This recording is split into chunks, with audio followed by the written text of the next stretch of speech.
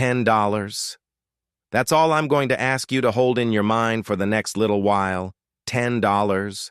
Because I want you to think about what that number meant to a black woman standing in a grocery store in 1963.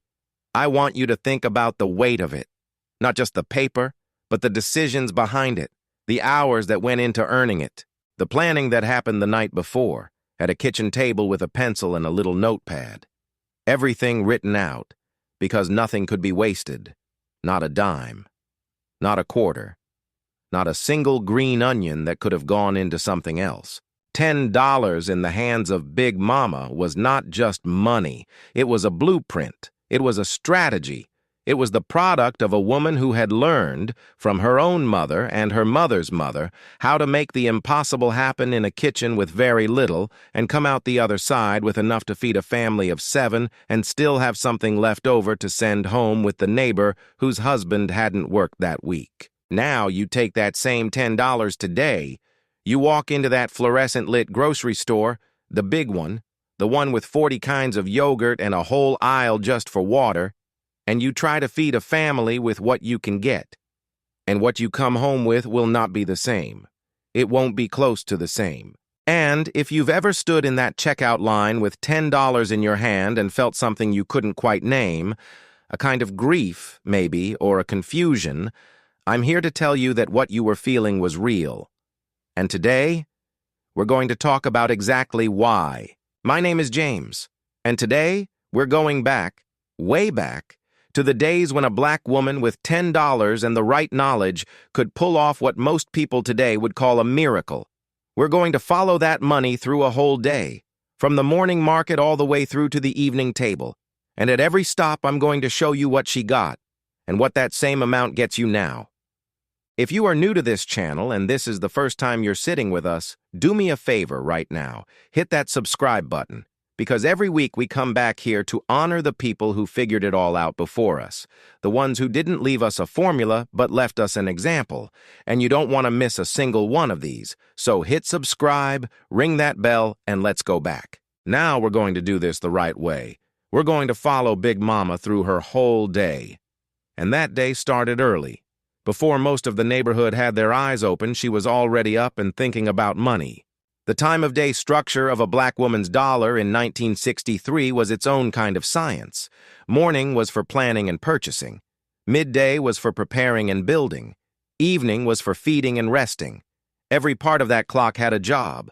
So that's how we're going to walk through this, hour by hour, dollar by dollar. And by the time we're done, I think you're going to understand something about the people who raised us that no history book has ever fully captured. Let's start at the very beginning. Early morning, before the sun had fully committed. Number 1, a pound of dried pinto beans, 12 cents. That is where the morning started. Not at the store, necessarily. Sometimes she already had them in the cabinet, bought the week before. Dried beans in the 1960s were not a budget item. They were a staple. They were infrastructure. A pound of dried pinto beans cost about 12 cents. And what that pound could do in the hands of a woman who knew what she was doing was something that would take your breath away. Those beans would soak overnight. She had started them the night before in a pot of cold water on the counter, covered with a dishcloth. By the time morning came, they had already begun their transformation. She would put them on low heat with a ham hock she had saved from last Sunday. Just the one, maybe a leftover from a hock she had bought for 35 cents. And those beans and that hock would cook together slow, all day, building a pot of food that could feed the entire family for dinner and leave enough for lunch the next day. A pound of dried pinto beans today will run you somewhere between $1.75 and $2.50, depending on where you shop and what brand is on the shelf. That doesn't sound like much. But consider that the 12 cents of 1963, adjusted for what money actually bought, represented a fraction of the cost. The beans are still there. The price has not kept pace with what it costs to live. And the woman who once stretched those 12 cents across 2 meals is no longer with us to show us how. Number 2, a pound of dried navy beans, 10 cents. She might have had both. Pinto and navy, different beans for different purposes. The navy beans were lighter, good for a soup base, good for blending into something that would stretch further with the addition of a little fatback or a smoked neck bone. 10 cents for a pound. In some parts of the South in the early 60s, you could buy 2 pounds for less than a quarter if the store owner knew you, or if you bought from the dry goods man who came around on Fridays with a cart. Big Mama knew the difference between a navy bean and a pinto bean the way a carpenter knows the difference between his tools. Both of them could build something, but they built different things. The navy bean made a soup that was silky and thick and had a flavor that deepened through the afternoon. The pinto bean held its shape better in a stew, gave you something to chew. She chose based on what she had on hand to cook with, and she chose right every time. Today, that pound of navy beans is around $1.80 to $2.25. Still cheap, technically, but it is not 12 cents. And the knowledge of how to use them, the slow cooking knowledge, the patience of standing over a pot for 6 hours while the beans come into themselves, that knowledge has grown rarer than the price change would suggest. Number 3, a quart of buttermilk, 20 cents. Now here is where the morning started to smell like something. Buttermilk in a black kitchen in the 1960s was not a specialty item. It was not something you bought for a recipe you saw in a magazine. It was a household necessity. You used it in cornbread. You used it in biscuits. You used it to fry chicken, soaking the pieces overnight so the meat stayed tender and the coating clung right. A quart of buttermilk cost about 20 cents, and a good cook could use every drop of that quart across 3 or 4 different dishes before the week was out. The biscuits that came from buttermilk dough, made with a little lard, a little flour, a little baking powder, worked just until it came together and not a moment longer. Those biscuits were what you had with your breakfast if there was no bread, and sometimes even if there was. They came out of the oven the color of warm honey on top, white and soft and steaming in the center, and if you split one open and laid a thin slice of streak of lean across it, you had something that would hold you until noon without any argument. A quart of buttermilk today runs somewhere between $2.50 and $3.50 at most grocery stores. That is still relatively affordable, but the 20-cent quart of 1963, in a world where that 20 cents was part of a $10 budget feeding 7 people, was a different kind of affordable. Everything was proportional in a way that it is not anymore. Number 4, 2 pounds of cornmeal, 14 cents. Child, let me tell you something. There was not a black kitchen in the South in 1963 that did not have cornmeal in it. It was as foundational as salt. 2 pounds cost about 14 cents, and 2 pounds of cornmeal could produce cornbread for days. Not just one pan, multiple pans, because the recipe was simple enough that you could make it by feel once you'd done it enough times, which every woman in that house had. The cornbread made from that meal was not sweet. I want to be clear about that because there is a version of cornbread, the northern version, the boxed mix version, that has sugar in it. And I have heard debates about this that almost came to blows at family reunions. The cornbread Big Mama made was savory. It had a crust on the bottom from the hot cast iron skillet that had been sitting in a hot oven, greased with a little bacon drippings kept in a can by the stove. The crust was the best part. The center was dense and crumbly and tasted like corn, actually tasted like the thing it was made from. And it was perfect with anything that had a broth or a pot liquor to soak into. 2 pounds of cornmeal today is going to run you between $2 and $3 depending on the brand. The stone ground variety, the kind that actually tastes like something, will be closer to 4 or 5. The 14-cent bag of 1963 has become something else entirely. Number 5, a pound of fatback, 18 cents. Now this is where the morning cooking and the evening eating connected. Fatback, salt-cured pork fat, thick and white and smelling of smoke and salt, was the seasoning agent. It was not a side dish. It was the thing that gave everything else its flavor. You put a piece of fatback in your beans. You rendered it down in the skillet before you cooked your greens. You put the drippings in the cornbread. 1 pound of fatback at 18 cents was doing the work of what a modern cook would try to accomplish with a cabinet full of spices. Back in those days, the flavor didn't come from a seasoning packet. It didn't come from a jar of something with a picture of a celebrity on it. It came from the animal itself, from the slow release of fat and salt and smoke into whatever was cooking around it. You tasted the history of the hog. You tasted the care of the curing. And you tasted the knowledge of the woman who knew exactly when to put it in and when to leave it alone. A pound of fatback today, if you can find it, because it has become a specialty item in many parts of the country, tucked in the corner of the meat section if it's there at all, will cost you between $2 and $4. Some stores don't carry it. Some butchers look at you sideways when you ask for it. The ingredient that once seasoned an entire week's worth of cooking for less than 20 cents has become something you have to search for. Now we're moving into the middle part of the morning. The market visit is winding down.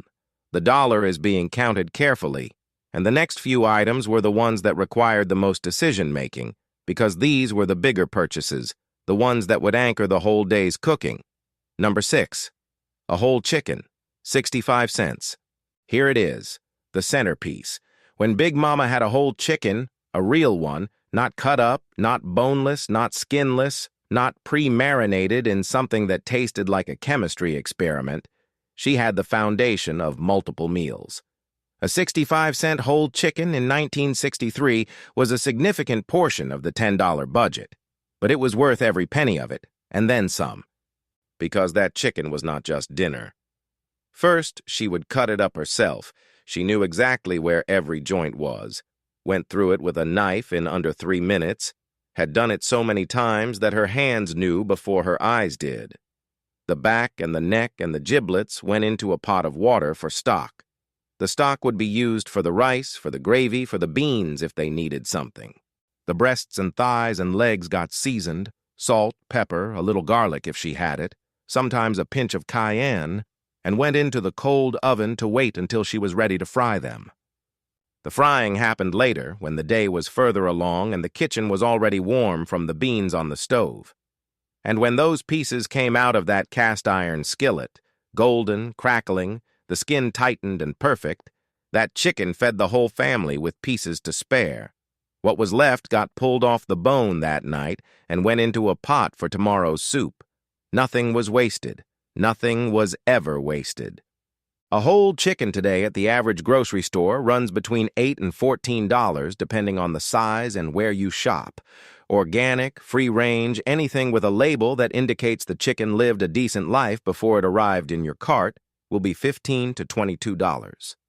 The 65-cent chicken of 1963, accounting for what money actually purchased, represents a gap that cannot be explained by inflation alone. Number 7. 2 pounds of pork neck bones, 20 cents. Now here is something the new generations have lost. Neck bones, 20 cents for 2 pounds in the early 60s, and what those neck bones could do was extraordinary. They went into the greens. We'll get to the greens in a moment. They went into a soup with the leftover navy beans and some onion and whatever vegetables were on hand. They went into a pot of rice that came out tasting like it had been slow-cooked with a whole smoked ham instead of 2 pounds of bones. The neck bone has very little meat on it. That is the secret, because what it gives you is not meat, it's flavor. It's the collagen from the joints dissolving slowly into the liquid around it, making the broth thick and rich and tasting of something real. A pot of anything cooked with neck bones has a depth to it that you cannot manufacture. You cannot replicate it with a bouillon cube. You cannot get it from a powder or a packet. It comes from time, from low heat, from the specific chemistry of bone and liquid moving together for hours. 2 pounds of pork neck bones today will cost you between $3 and $6, depending on your market. In neighborhoods where they're not a common purchase, you may pay more. In neighborhoods where they're still understood, you may pay less. But 20 cents they are not. Number 8. A bunch of collard greens, 10 cents. In the warm months, she might have grown them herself, out back, in whatever patch of ground was available. Collard greens were not decorative. They were not a trend. They were food. A bunch of collard greens in the 1963 market cost about a dime, and that bunch, washed and stripped of the thick center stem, cut into wide ribbons and put in a pot with some of those neck bones and a little onion and a dash of hot sauce, would cook down from something that looked like it would never fit in the pot to a tender, dark green, deeply flavored dish that was its own complete thing. The pot liquor, the liquid that the greens cooked in, thickened by the neck bones and darkened by the greens themselves, was not discarded. It was saved. You soaked your cornbread in it. Some people drank it straight from the glass. It was full of what we now call nutrients, though nobody was calling it that in 1963. They just knew that the liquid that came from cooking greens was something you did not pour down the drain. A bunch of collard greens today runs between $1.50 and $3, depending on the season and the market. The price is not catastrophic, but it is not 10 cents, and the neck bones that once cooked alongside them for 20 cents are now a separate purchase that can nearly equal the price of the greens themselves. Number 9. 5 pounds of white rice, 30 cents. Rice was everywhere in a black Southern kitchen. 5 pounds for 30 cents, and those 5 pounds would last, not just through this week, but into the next one, if portioned right. Rice was the base that everything sat on. It soaked up the pot liquor from the greens. It soaked up the gravy from the chicken. It went alongside the beans, or underneath them. It became a breakfast when there was nothing else. A little butter, a little salt, a little sugar sometimes, and the rice itself. And that was enough. Big Mama's rice did not come out sticky. It did not come out mushy. She cooked it on the stove in a specific amount of water. She never measured it, just knew it by the feel of the pot and the look of the surface.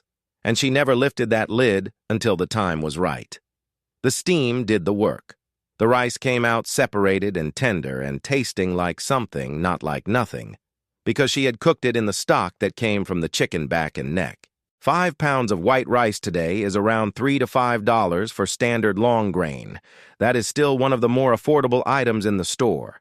But 30 cents for 5 pounds, in the context of a $10 budget that was also covering protein and vegetables and baking supplies, was a different kind of cheap. Rice was what you leaned on when everything else was uncertain. It was reliable, it was filling, and it cost almost nothing. Now, I want to stop for just a moment, family, because I've been watching the numbers as we go, and I want you to see what I'm seeing. We're through 9 items. We've talked about beans, buttermilk, cornmeal, fatback, a whole chicken, neck bones, collard greens, and 5 pounds of rice. And in 1963, all of that together came to about $1.89. Less than $2. Out of 10. Big Mama still had more than $8 left. $8 in 1963 in the hands of a woman who knew exactly what she was doing. And the day was still young. Before we keep going, I want to hear from you, family. I want you to think about the last time you went to the grocery store with $20, not 10, 20, and came home feeling like you didn't get enough.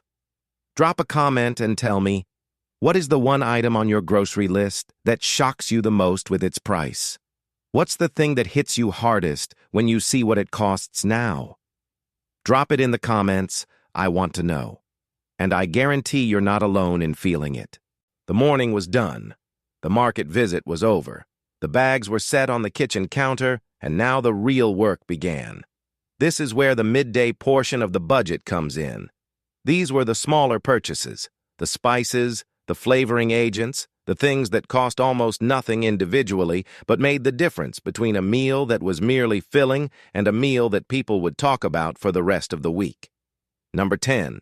A pound of dried black-eyed peas, 10 cents. Not every day was a pinto bean day, and not every day was a navy bean day. The black-eyed pea had its own occasion, its own tradition, its own meaning. On New Year's Day, they were eaten for luck, the whole pot of them, cooked with hog jowl and a little onion, and it was not optional. But throughout the year, black-eyed peas were just food. Practical, filling, flavorful food. 10 cents for a pound, and a pound of dried black-eyed peas cooked up into enough to fill a large pot. They didn't need the overnight soak that pinto beans required. You could start them in the morning and have them ready by early afternoon. And the flavor of a black-eyed pea cooked properly, with a smoked meat and some onion and a bay leaf if you had one, was earthy and deep and completely its own thing, not like a pinto bean, not like a navy bean. Its own particular taste, with its own particular history. A pound of dried black-eyed peas today runs between $1.50 and $2.50, still affordable, still worth buying. But I want you to track the pattern, 10 cents then, and everything that came with 10 cents then. The knowledge of how to cook them, the time in the day to cook them slow, the smoked meat that made them sing. All of that together was a different economy than the one we're operating in now. Number 11. A pound of lard. 15 cents. Not butter. Not oil. Not a spray can with a picture of a sunflower on it. Lard. Rendered pork fat solid and white at room temperature, and the secret to why everything that came out of Big Mama's kitchen tasted like something you could not replicate anywhere else. She kept it in a tin can with a lid. It sat on the stove or on the counter near the stove, and it was used for everything. It went in the cast iron before the chicken hit the pan. It went in the biscuit dough, rubbed in with her fingers until the dough felt right. It went in the cornbread batter. It went on the bread of a child who needed something to hold them until dinner. A pound of lard at 15 cents was not a luxury. It was a requirement. Now, lard has had a complicated history with the medical establishment. People were told for decades that it was bad for them, and so they stopped using it, and they replaced it with things that turned out to be worse. The hydrogenated oils, the shortening in the sticks, the things that scientists have since revisited and reconsidered. The lard is back in some circles. The farmer's market lard, the leaf lard from pastured pigs, the specialty items, and they will charge you $7 to $12 for a pound of what once cost 15 cents. That is a different world. Number 12, a small bottle of hot sauce, 10 cents. Every bottle had a story. Some families were Louisiana hot sauce families. Some were the vinegar and peppers in a jar families, where the grandmother grew her own hot peppers and let them sit in apple cider vinegar in a mason jar until the vinegar turned the color of fire. Some families had both, for different purposes. A small bottle of hot sauce in the early 60s cost about a dime at most general stores, and that bottle, used carefully, a few dashes at a time, could last for weeks. It went on the greens. It went on the black-eyed peas. It went on the eggs in the morning. It went on anything that needed a little help waking up. A standard bottle of hot sauce today costs between $2 and $4. The premium versions, the small batch, the artisanal, the ones with the interesting labels, will run you $6 to $10. The dime bottle of 1963 is simply gone. But what it added to a pot of greens, that balance of vinegar and heat cutting through the richness of the neck bones, that is irreplaceable at any price. Number 13, a head of cabbage, 8 cents. Child, cabbage was cheap in 1963. 8 cents for a whole head, and a whole head of cabbage went a long way. You could shred it for a simple slaw. Nothing fancy, just shredded cabbage with a little apple cider vinegar and sugar and salt, and it was something. Or you could quarter it and boil it slow with a piece of fat back until it became tender and sweet and tasted like it had been cooking since morning. Boiled cabbage has a reputation that it doesn't fully deserve because people who boil it wrong, too hot, too fast, not enough seasoning, produce something that smells like regret and tastes like a mistake. But cabbage boiled low and slow with something smoky in the water and a generous hand with the salt is a different vegetable entirely. It becomes soft and silken, the leaves almost translucent, and the broth it produces is its own kind of reward. A head of cabbage today costs between $1.50 and $3 depending on size and season. Still one of the cheaper vegetables in the produce section, but 8 cents was 8 cents. And 8 cents in that $10 budget bought a vegetable that could produce 2 side dishes, the slaw from the outer leaves, the boiled cabbage from the heart, and cost less than what a bottle of water costs today. Number 14, 2 sweet potatoes, 10 cents. Now, the sweet potato was not a holiday item in a black Southern home in the 1960s. It was not something that appeared in November in a dish with marshmallows on top, though that had its own occasion, and we are not going to argue about the marshmallows today. The sweet potato was an everyday food, 2 for 10 cents, and what you could do with a sweet potato over an open flame or in a hot oven was something close to magic. You could put them directly in the coals of a wood-burning fire, the old way, the way that went back generations before refrigerators and gas stoves, and pull them out charred on the outside and steaming and sweet on the inside, and the skin peeled off in your hand, and underneath was a flesh that tasted like the earth had given you something. You could bake them in the oven until they were soft enough to dent with a finger, slice them open and fill them with butter, and that was a meal in itself. Or you could make sweet potato pie, but that came later in the budget if there was flour available. 2 sweet potatoes today in most grocery stores will cost you somewhere between $1 and $2, depending on size. They are still a good deal. They are still one of the most nutritious and affordable things in the produce section, but 10 cents for 2 of them, in a world where 10 cents was a real purchase, tells you something about how much the floor has dropped out from under the most basic foods. Number 15. A dozen eggs, 25 cents. Here is a number that will stop you if you've been to the grocery store recently. A dozen eggs in 1963 cost about 25 cents. 25 cents. And a dozen eggs in a black household in the South in 1963 was not just breakfast food. It was a baking ingredient. It was a binding agent. It went into the cornbread and into the biscuits and into whatever dessert was being assembled for Sunday. It scrambled and fried and poached and boiled, and it was there at every meal in some form or another because it was the most versatile and most affordable protein available. A dozen eggs today, and I know you know this number because it has become a talking point, a news story, a symbol of something broader.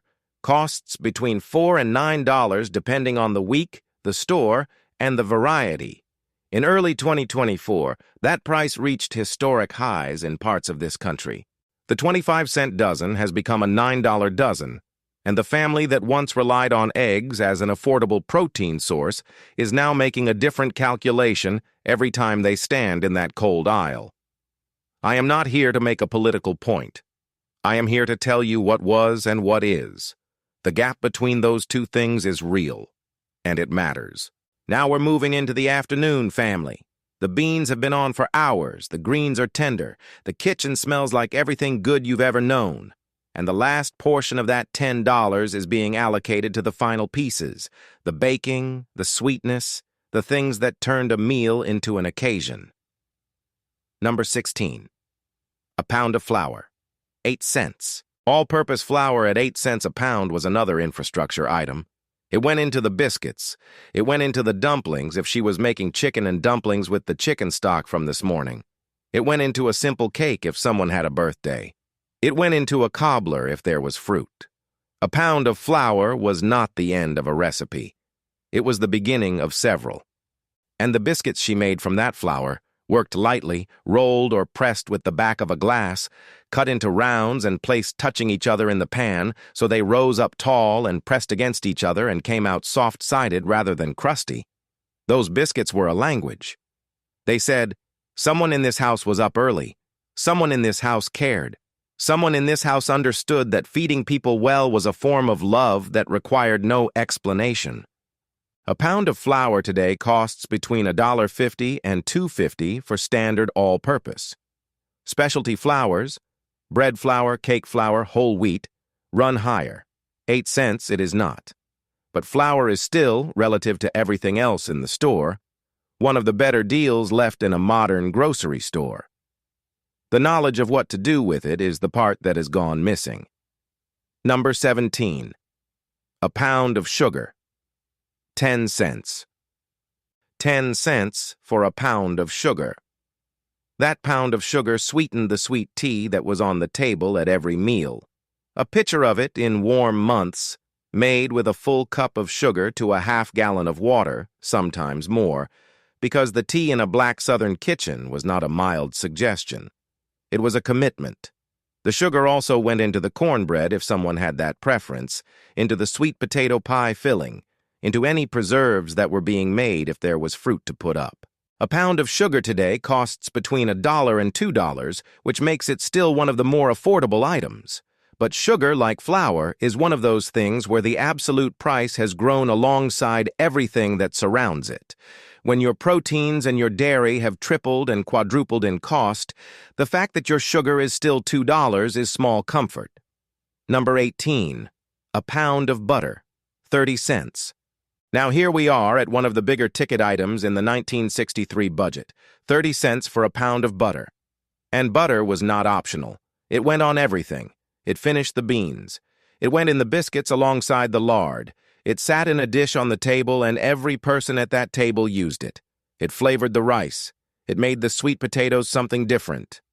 It went into the cornbread in addition to the lard for richness. 30 cents was a real price in 1963. That's why the drippings from the fatback and the lard were used so extensively, because butter was the more expensive option, and it was used where it would make the most difference, not as a first resort, but as a final note. The butter was the finish. The lard was the foundation. A pound of butter today, standard supermarket butter, not the fancy European-style cultured variety, not the grass-fed varietal with the pastoral scene on the wrapper, costs between $4 and $7 depending on the week. In the past 2 years, that price has fluctuated significantly. The 30-cent pound of 1963 has become a $7 pound, and the cooks who once used butter as the natural finish to everything have found themselves reaching for less expensive alternatives. Number 19. A package of dried macaroni, 15 cents. Macaroni and cheese, real macaroni and cheese, made from scratch on the stove and baked in the oven in a deep pan, was not a side dish in a black kitchen in the 1960s. It was a statement. It showed up at Sunday dinner. It showed up at the church potluck. It showed up at the repast after a funeral, because in those moments of grief, you fed people something serious. 15 cents for a package of dried elbow macaroni, and the cheese came separately. We'll get to the cheese in a moment. And the milk was from the weekly quart or two that was in the house, and the butter we just talked about went in there too. And the eggs, and the whole thing was assembled with the kind of confidence that comes from having made it so many times that you no longer need a recipe. You just know. You know how thick the sauce should be before it goes into the oven. You know how much cheese to put on top. You know how long to leave it in until the top is set and golden and the edges are just barely pulling from the pan. A pound of elbow macaroni today costs between $1 and $2.50. Still affordable. But the difference is that in 1963, macaroni and cheese made from scratch was the only version. The blue box was there. It had existed since the late 1930s, but in a home where the cooking was taken seriously, the scratch version was not even a question. The box was for when you were in a hurry. The real thing was for when people were coming to your house. Number 20. A half pound of sharp cheddar cheese, 20 cents. Sharp cheddar at 20 cents for a half pound was the cheese that went into the macaroni. It was also the cheese that went on top of crackers for the children after school. It was the cheese that got grated over the top of the beans if there was some left. It was not wasted. The sharpness of the cheddar mattered because it was doing a lot of work for a small amount. You didn't need very much of a sharp cheese to taste it through a whole pan of macaroni.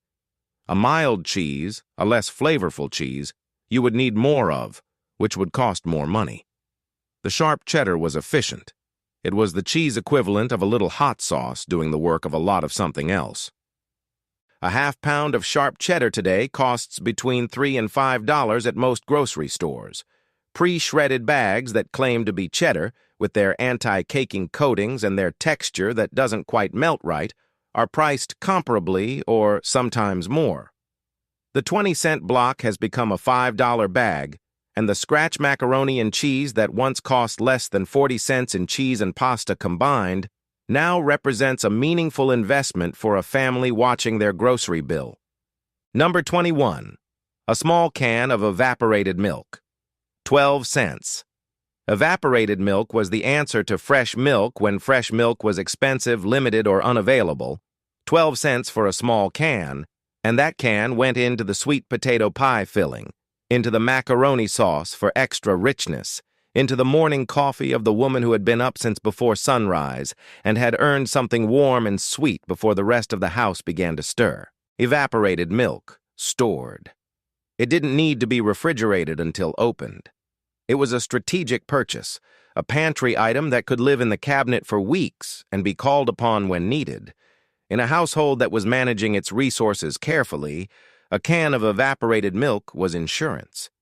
It meant that even if the fresh milk ran out before the week was over, there was something in the cabinet that could step in. A can of evaporated milk today costs between $1 and $2, which is still relatively affordable. But 12 cents in the context of a 12-cent purchase in a $10 budget was a different proportion. Everything had a proportion. Everything fit inside a system, and the system worked.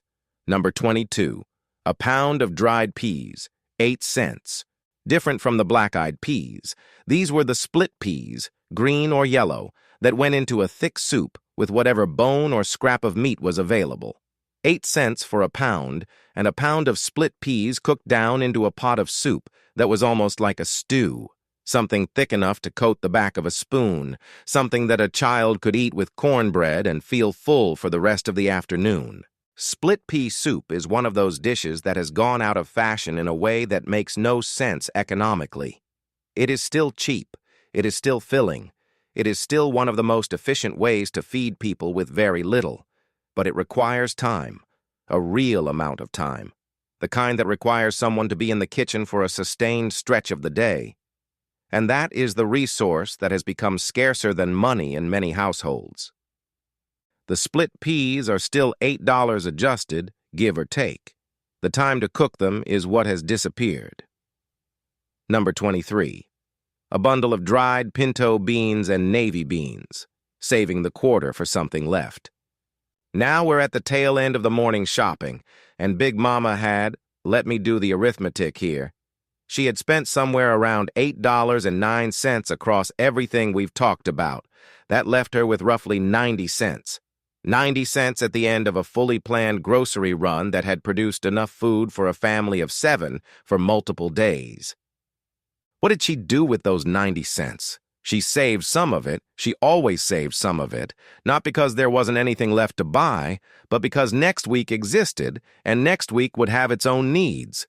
Maybe 30 cents went back in the coffee tin where she kept the grocery money. And the rest, 60 cents or so, went to the items that weren't weekly purchases, but that mattered just as much. Number 24, a pound of dried pork sausage links, 40 cents. Saturday morning, family. This is important. Saturday morning in a black household in the 1960s was its own ceremony. The week was done. Sunday was still ahead. And Saturday morning meant a breakfast that was different from every other morning. Bigger, slower, more present, because nobody was rushing to work or to school and the kitchen had time to breathe. The sausage went into the pan first. Links of dried pork sausage at 40 cents a pound, and the smell that came off that pan, once the fat began to render and the sausage began to color on the outside, was something that came down the hallway and through the closed bedroom door and told you without any words that it was time to get up. The children did not need to be called twice on a Saturday morning when there was sausage in the pan. They were up before they were asked. The eggs followed. The biscuits were already in the oven. She had started the dough while the sausage was beginning. The grits, if there were grits, were on the back burner with butter and cheese going in at the end. And everything came together at the table at roughly the same time, and for that one Saturday morning hour, everyone in that house sat together and ate together, and the world outside the front door did not exist. A pound of pork sausage links today costs between $5 and $9 depending on brand and where you shop. Premium sausage, the kind from a butcher with actual flavor and actual pork, will run you $12 to $16. 40 cents it is not. Number 25, a small jar of molasses, 20 cents. The last item on the list. 20 cents for a small jar of molasses, and what molasses represented in a black Southern kitchen was something that went beyond the sweetener itself. Molasses was poured over biscuits. It went into gingerbread when there was occasion for gingerbread. It sweetened the oatmeal of small children on cold mornings. And it was the taste, that dark, iron-rich, bitter-sweet taste, that was the flavor of the era in a way that refined white sugar was not. Big Mama knew that molasses had something in it that sugar alone didn't have. She didn't have the language of nutrients or minerals or iron content. She just knew that the children who ate molasses were stronger, that a biscuit with molasses was different from a biscuit with just butter, that there was something in that dark jar that her own grandmother had used, and her grandmother's grandmother, and it had come from somewhere old and it needed to stay. A small jar of molasses today costs between $4 and $7. The blackstrap variety, the most nutritious, the most mineral-dense, runs on the higher end. 20 cents has become $6, and the tradition of putting molasses on a biscuit on a Sunday morning has, in most households, simply ended. Not because it was a bad tradition, but because somewhere in the move from the old kitchen to the modern one, it got left behind. Now, family, let me stop here, because I want to say something that I've been building toward this whole time, and I want to say it plainly. What Big Mama did with $10 was not magic. It was knowledge. It was a specific, deep, practiced knowledge about how food works, about what happens to dried beans when you cook them slow, about how one chicken becomes 3 meals, about how a bone that costs 20 cents seasons a pot that feeds 7 people. It was the knowledge of how to sequence a day of cooking so that every burner on the stove was doing something useful and nothing was wasted, and by the time the family sat down at 6 o'clock, there was enough. That knowledge did not disappear because people stopped caring. It disappeared because the world stopped making space for it. Women went to work, and they should have, and they earned that right. But when they went to work, the long, slow cooking tradition went with them. The processed food industry stepped into that vacuum and offered shortcuts that came at a cost that was not visible on the label. Not the financial cost. The other cost. The cost of knowing. The cost of understanding what food actually is and what it does, and how to make it from the beginning. And today, that $10, the same $10, walks into a different store and comes home with a different kind of math. 2 boxes of macaroni from a package, maybe a can of vegetables, a loaf of bread that feels like air, a small packet of something that calls itself a meal on the front of the box. And it is not enough. It is not enough to feed a family. It is not enough to carry anyone through a week, and the people standing at that checkout counter with their $10 bill know it. They feel it. They just don't always have the words for why. The why is this. We didn't just lose the woman with the knowledge. We lost the time that made the knowledge useful. We lost the kitchen as the center of the house. We lost the slow Sunday of cooking that turned dried beans into something magnificent. We lost the Saturday morning of biscuits and sausage that cost 40 cents and took an hour and told everyone in the house that they were loved. That is what $10 bought in 1963. Not just groceries, everything that came around the groceries. The time, the skill, the tradition, the presence of someone in that kitchen who knew what she was doing and was willing to do it. Now, family, if this video brought something back to you, a smell, a memory, the face of someone who used to cook like this, do me a favor. Hit that like button. It tells us you were here. Subscribe if you're not already, because we come back here every week and there is always more to say and I don't want you to miss any of it. And drop a comment and tell me, what is the one dish from your Big Mama's kitchen that you would give anything to taste one more time? Tell me the dish, and tell me the smell of it. I read every single one. And before I go, let me say this. Share this video with somebody in your family who still knows how to cook from scratch. Not to show them what they already know. They know. Share it with them because they need to hear that what they carry is worth something. that the knowledge in their hands has a value that no grocery store price tag has ever captured. And share it with the young ones in your family, the ones who think that cooking means opening a package, the ones who have never seen a pot of dried beans go from raw to ready over the course of a long afternoon, the ones who are going to need to know how to feed themselves when the world asks them to do more with less. Because it will. The world always does. The women who raised us figured it out. They figured it out with $10 and an understanding of food that had been passed down to them from people who had even less. That is the inheritance they left us, and it is our job, yours and mine, not to let it disappear. Subscribe, because next week we're going back somewhere just as real as today. I'll see you next time, family.